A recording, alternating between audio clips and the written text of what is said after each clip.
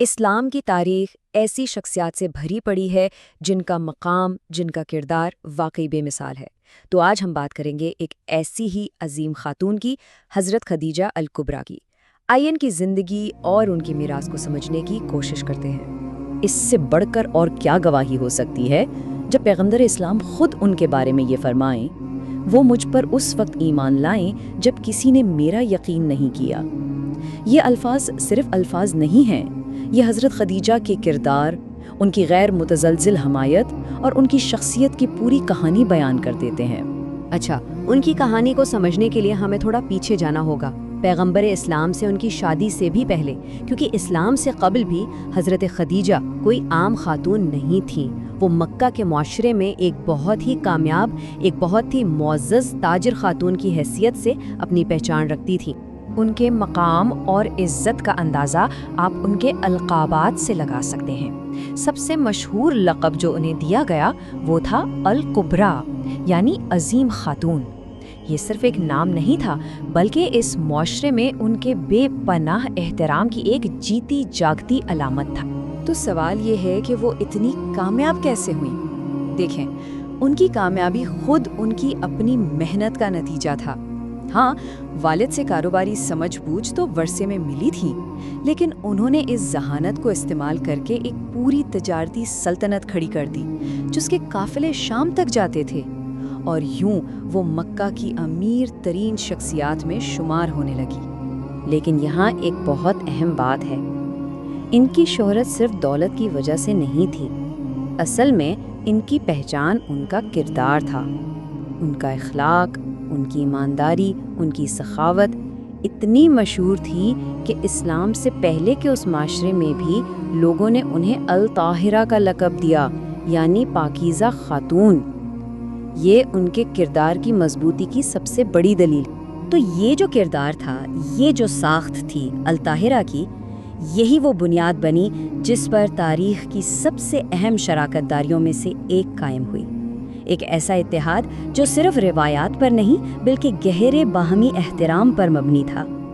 اچھا، تو ہوا یوں کہ سن 595 میں انہیں اپنے ایک بہت بڑے تجارتی قافلے کے لیے ایک ایسے شخص کی ضرورت پڑی جس پر آنکھیں بند کر کے بھروسہ کیا جا سکے، اور ان کی یہ تلاش ختم ہوئی ایک نوجوان پر جن کی پورے مکہ میں دھوم تھی، ان کی ایمانداری کی، جنہیں لوگ الامین یعنی دیانت دار کہہ کر پکارتے تھے، اور وہ تھے محمد صلی اللہ علیہ وسلم۔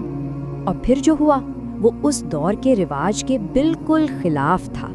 ایک طرف 40 سال کی ایک انتہائی امیر اور کامیاب تاجر خاتون، اور دوسری طرف 25 سال کے ایک معزز لیکن متوسط طبقے سے تعلق رکھنے والا نوجوان۔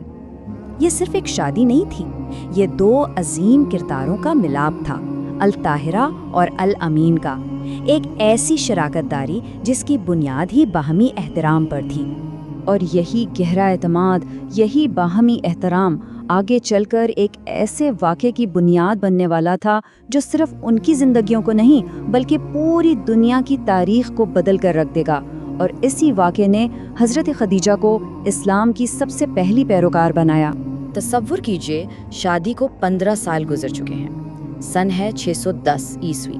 پیغمبر اسلام غار حرا سے واپس آتے ہیں، لیکن ان کی حالت غیر ہے، وہ کانپ رہے ہیں، شدید گھبراہٹ اور بے یقینی کی کیفیت میں ہیں۔ اب ایسے لمحے میں جب ہر طرف خوف اور غیر یقینی ہو، حضرت خدیجہ کا رد عمل دیکھیں۔ انہوں نے ایک لمحے کے لیے بھی شک نہیں کیا، فوراً آپ کو ایک کمبل میں لپیٹا اور وہ تاریخی الفاظ کہے جو آج بھی رہنمائی کرتے ہیں: اللہ آپ کو کبھی رسوا نہیں کرے گا۔ ان کا رد عمل صرف جذباتی نہیں تھا بلکہ بہت عملی اور فیصلہ کن تھا۔ دیکھیں، انہوں نے 3 کام کیے۔ پہلا، تسلی دی۔ دوسرا، بغیر کسی سوال کے ان کے مشن پر ایمان لانے والی پہلی شخصیت بنی۔ اور تیسرا، فوراً اپنے عالم کزن ورقہ بن نوفل کے پاس مشورے کے لیے گئیں۔ اور ان کا یہ یقین، یہ ایمان صرف باتوں تک نہیں رہا۔ جب اسلام کے ابتدائی سب سے مشکل دن آئے، جب مسلمانوں پر ظلم کے پہاڑ توڑے گئے، تو وہ سب سے آگے کھڑی تھیں، یہاں تک کہ قریش کی طرف سے لگائے گئے 3 سال کے سخت ترین سماجی اور معاشی بائیکاٹ کی ساری تکلیفیں بھی انہوں نے ساتھ برداشت کی۔ اور اسی مشکل ترین وقت میں ان کی وہ بے پناہ دولت کام آئے۔ انہوں نے اپنا سب کچھ لٹا دیا، غلاموں کو آزاد کرانے کے لیے، مظلوموں کی مدد کے لیے، اور اس نئی چھوٹی سی مسلم جماعت کو زندہ رکھنے کے لیے۔ یوں کہہ لیں کہ ان کی دولت اسلام کی ابتدائی بقا کی بنیاد بن گئی۔ تو یہ تھی ان کی وفاداری، یہ تھی ان کی قربانی، اور اسی غیر متزلزل وفاداری نے ایک ایسی میراث چھوڑی جسے نہ صرف اس دنیا میں عزت ملی بلکہ اللہ کی طرف سے بھی خاص مقام عطا کیا گیا۔ شادی کے 25 سال بعد سن 619 عیسوی میں حضرت خدیجہ اس دنیا سے رخصت ہو گئیں۔ پیغمبر اسلام پر ان کی جدائی کا اتنا گہرا اثر ہوا، غم اتنا شدید تھا کہ تاریخ نے اس سال کا نام ہی عام الحزن رکھ دیا، یعنی غم کا سال۔ ان کا مقام صرف انسانوں کی نظر میں ہی بلند نہیں تھا، اللہ کی طرف سے بھی انہیں خاص اعزاز ملا۔ انہیں دنیا میں ہی جنت کی خوشخبری دے دی گئی۔ فرشتہ جبرائیل نے آ کر پیغمبر اسلام کو یہ پیغام دیا کہ حضرت خدیجہ کے لیے جنت میں موتیوں کا ایک محل تیار ہے، ایک ایسی جگہ جہاں نہ کوئی تکلیف ہوگی نہ کوئی شور۔ اور خود پیغمبر اسلام نے ان کے مقام کی گواہی ان الفاظ میں دی کہ وہ تاریخ کی 4 کامل ترین خواتین میں سے ایک ہیں۔ ان کے ساتھ باقی 3 نام ہیں: مریم بنت عمران، فرعون کی بیوی آسیہ اور فاطمہ بنت محمد۔ تو مکہ کی ایک کامیاب تاجر خاتون سے لے کر اسلام کی پہلی اور سب سے مضبوط حمایتی بننے تک حضرت خدیجہ کی زندگی واقعی ایک لازوال مثال ہے۔ ان کی پوری کہانی ہمیں ایک بہت گہرے سوال پر لا کر چھوڑ دیتی ہے کہ آخر حضرت خدیجہ کی مثال ہمیں سچی شراکت داری، حقیقی قیادت اور مضبوط ایمان کے بارے میں کیا سکھاتی ہے؟